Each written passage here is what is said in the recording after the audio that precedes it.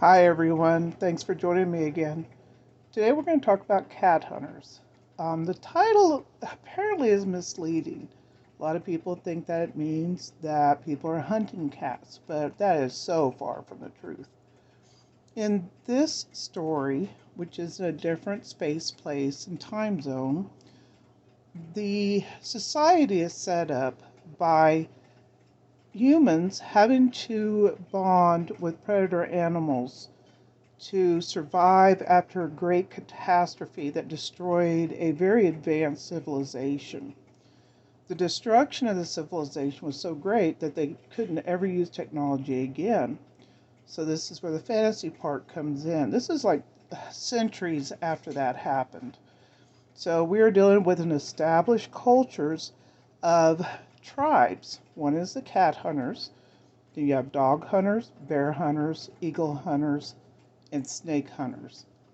They all have their territories and they're all having to share the prey, share the land, and you have the situation resulting in Kalala, which is the protagonist. We start the story with her birth and how she comes to not know who she is, where she's from, nor the idea that she is going to be the most powerful part of her tribe, the spirit of the tribe, a mystical type of figure who has powers that she has no idea how to start using because her mentor dies soon after she comes into office. It comes to know that she will be taking her place.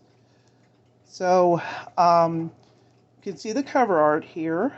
It will change. I have commissioned a fantasy artist to develop the cover for when I republish this book. So I'm excited to see that. Hopefully that'll come up soon. Just like I showed you on the book on Snarl, Snorts, and Hiss and Poots, my concept drawing. I don't think it's going to be like this. I mean, the cover certainly didn't. But this was my original idea for the concept. We see the misty forest in the background. See Kaylala, who is known especially by the dark stripe in her blonde hair. And yes, that's supposed to be a white tiger, who is the sentinel of her village. Therefore, her kind of right hand man, in a sense.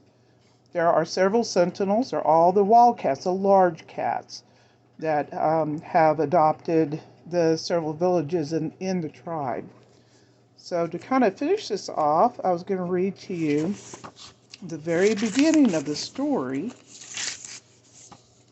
Yeah, see if we can get through it here, which starts in the prologue. You'll find a lot of my books, you need to read the prologue. That sets the stage. So, okay. A woman ran frantically through the forest, her disheveled blonde curls caught on grasping tree branches, cruelly jerking her head back, then violently forward as her hair was torn out of her scalp. She showed no sign of feeling the pain as she fought her way through the thick mist that curled heavily around the closely grown trees and tore through the stringy moss that hung down like curtains in her path. Her earth-toned long skirts and long-sleeved shirt, both made of sturdy homespun fabric, were torn and bloodied. Her bloodless face was wet with tears and the cold sweat of pure terror. Her forest home was no longer a peaceful sanctuary, but a living nightmare. As she ran, she tried to avoid thinking about what she had witnessed minutes ago. The recent images burned painfully in her mind. She tried not to replay the gruesome death of her husband and his hunting cat by dog packs. She knew the larger cat was more than capable of fending off dogs, but he couldn't against so many. Since their hut was deep in the forest, she had to run to warn the others and to get help from the village. But when she got there, it was too late. Everyone had already been killed. As far as she knew, she was the only survivor, and she was being hunted. So that's the start of the story. You can see why I don't do audiobooks. But hopefully, you'll be interested enough to pick this up. There are several reviews out there that people have put up on Goodreads and Amazon, and I'm putting clips of them, excerpts on my website. That's authorpclaus.com.